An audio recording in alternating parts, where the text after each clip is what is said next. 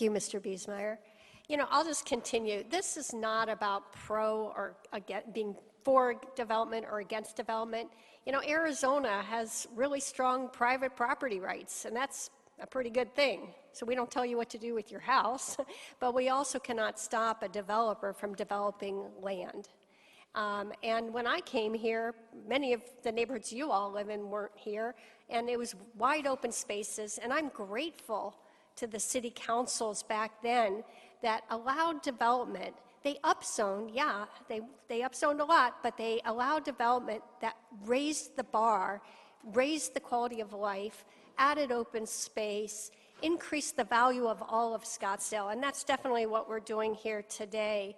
You know, the waterfront in its day, 250-foot towers in the middle of downtown, ooh, that was a pretty controversial project, but anybody who spent any time in downtown, wow, especially Canal Convergence. I brought my husband there in May or June. He doesn't come, he biked down with me. He was like, this is a great downtown. He's been here 27 years, but I guess he hadn't been there much. You know, the waterfront transformed that area. It was really the first that I was aware of height for open space project. And so it was not to the detriment, as people worried. It did not ruin Scottsdale. In fact, it probably is one of the factors that saved our mall as opposed to all the malls that are going out of business. So yes, we were elected to protect Scottsdale character, and what that means is we, and I'm one of 7, so my colleagues, we fight pretty relentlessly to protect our neighborhoods. Yeah, the big developments like this get all the attention, but believe me, there are little developments trying to chip away at the character of our neighborhoods all the time. And I've had more than one zoning attorney, including one zoning attorney who happens to be present tonight, tell me that his client, his developer client, pulled the plug because of my opposition. So we are fighting every day to protect your neighborhoods. But when we have an urban growth core, did I make this urban growth core? No, I didn't. Actually, Councilwoman Littlefield was one of the votes that added apartments to Scottsdale Quarter, and I thought, what is she thinking? But she was right, and I was wrong. Scottsdale Quarter is a success. And so we have a growth quarter. So now what we want, we can't stop development, but what we want is great development. And that doesn't happen by accident. It happens because I have colleagues up here who have the audacity to really raise the bar. We have fundamentally raised the bar on development. And I'm going to talk about a few ways that we have done that.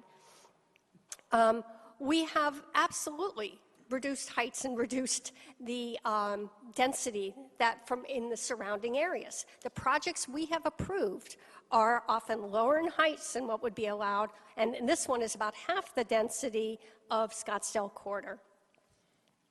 We have demanded architectural excellence.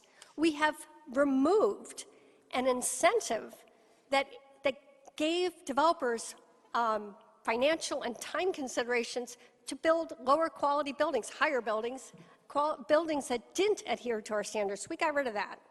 We have stringent water and energy codes, and we are always demanding something that really never happened in a lot of the projects until I was elected, which is this perpetual public open space.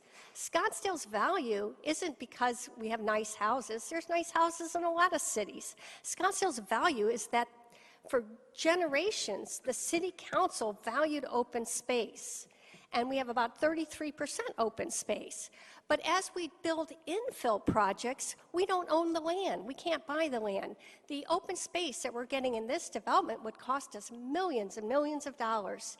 And we're getting it in exchange for one building that is above 100 feet. So one more thing I just want to mention. This council spearheaded the workforce housing component. You know, it's one thing to say that you stand by the small businesses or your first responders or nurses or all the people in this town that every day provide services to us. But it's another thing to deliver. And we've heard from all those groups that what they want is housing that they can afford. And so we've delivered that, my colleagues and I, and I'm really proud of that. This particular project is 10% for 10 years. You know, we set the bar high, and then we asked for more, and in this project, we got that. So I'm incredibly supportive of this project. I guess it sounds like Councilwoman Caputti's in charge of the economics, so I won't go into that. But I do want to thank all my colleagues for the negotiations, and I do want to thank the applicant for not only investing in this piece of this property, but other properties in our city and doing it right. You're setting the bar high, and that's what we demand anyway, so thank you.